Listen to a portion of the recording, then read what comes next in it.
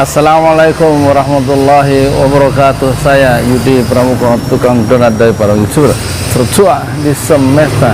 Saya mau mengomentari ya, ada dua komentar atau pernyataan yang penting ya akhir-akhir ini. Pertama, komentar atau amarah dari Bapak Presiden Jokowi ya, di depan pimpinan PLN, BUMN dan juga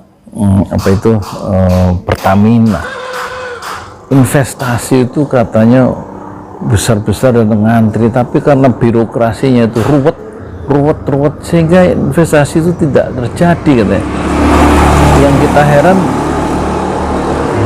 birokrasi yang ruwet itu tidak bisa selesai ya dalam waktu 7 tahun pemerintahan Pak Jokowi ya, sehingga hari kini masih memunculkan keluhan ya, tentang ruwetnya birokrasi kita sehingga menghambat investasi yang katanya Pak Jokowi itu ngantri, sebenarnya antri investasi, tapi karena ruwet itu jadi investasi itu terhambat kira-kira.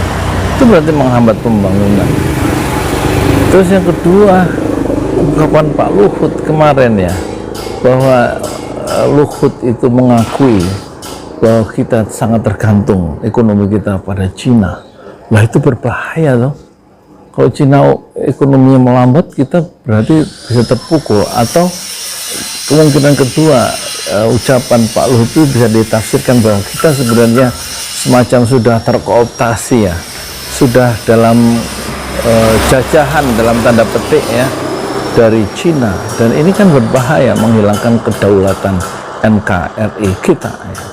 Dan itu berarti salah strategi sejak awal yang terlalu memuja bantuan-bantuan dan hutang-hutang Cina yang akhirnya sebenarnya bisa menjebak kita sendiri. Kan sudah diperingatkan oleh para pengamat itu bahwa jebakan hutang itu berbahaya dalam rangka Belt Road Initiative atau itu loh, Belt Road itu, One Belt Road ya, yang satu upaya Cina untuk menghidupkan kembali jalur sutra pada tingkat modern yang meliputi sekitar lebih dari 100 negara yang tersambung ya, dalam satu jalur distribusi perdagangan yang dipimpin dan dikendalikan oleh Cina, dan Indonesia sudah masuk dalam proyek raksasa atau proyek yang sangat ambisius dari Cina. Dan ternyata tampaknya Luhut itu tidak mempunyai pilihan lain, bahwa kita betul-betul sudah bergantung pada Cina. Ini berarti kita mempertaruhkan masa depan kita hanya pada satu lapisan kepemimpinan. Itulah pentingnya kritik untuk menghindarkan ya, strategi pembangunan yang keliru. Sekali keliru dan sekarang kita berada dalam situasi sulit. Kalau memang itu betul terjadi, maka yang rugi adalah kita semua karena kesalahan seorang atau dua orang pemimpin yang tidak mau mendengarkan kritik-kritik dari para intelektual yang masih merdeka dan kritik-kritik dari civil society. Itu gunanya kritik, supaya pemerintah yang memiliki dana besar dan yang memiliki satu keputusan politik tidak kehilangan perspektif di dalam membawa bangsa ini ke arah kemakmuran, kemajuan, keadilan dan kebenaran.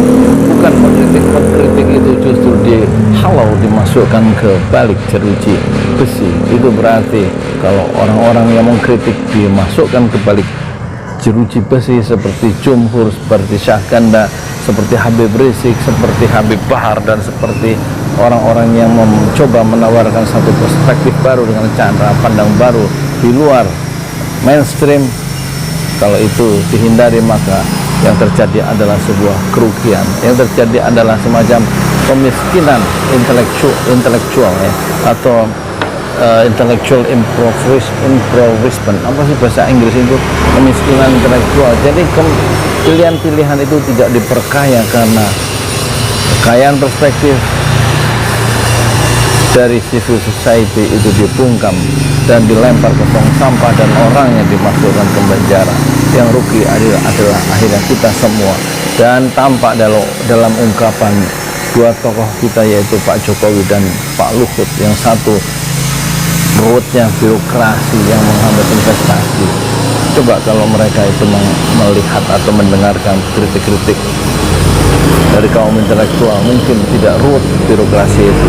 Coba mereka jika mendengarkan kritik-kritik dari para intelektual dan cendekiawan yang berjiwa merdeka, yang masih tidak terkooptasi oleh kekuasaan dan tidak melekat kekuasaan dan selalu menjaga, melakukan maintenance distance terhadap kekuasaan, tentu pilihan-pilihan mereka diperkaya di dalam membawa Indonesia kita ke masa depan.